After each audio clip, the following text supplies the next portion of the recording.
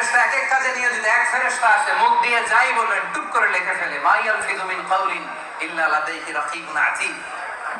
আরেক ফেরেশতা আছে মায়ের পেটে আসলেই ইনফাখু ফীহির রূহ, আল্লাহর আদেশে ফুৎকার দিয়ে যায়, তখন সিস্টোলিক ডায়াস্টোলিক অলিন্দ নিলয় শুরু হয়, আপনার হার্টবিট কাজ করতে শুরু করে, আপনি একটা ফুল ফর্ম বেবি হতে শুরু করেন। পড়েন সুবহানাল্লাহ।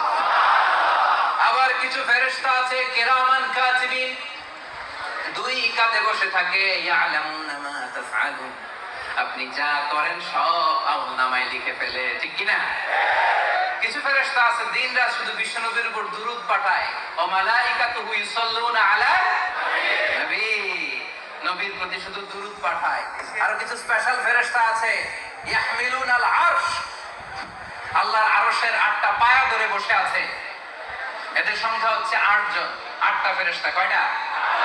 এক একটা ফেরেশতার সাইজ গোটা বিশ্বের মহাবিশ্ব যত বড়, সে আল্লাহর আরশের পায়া ধরে আছে যে ফেরেশতাগুলো, এক একটা ফেরেশতার সাইজ গোটা মহাবিশ্বের চাইতেও বড়। চিল্লায় পড়েন সুবহানাল্লাহ।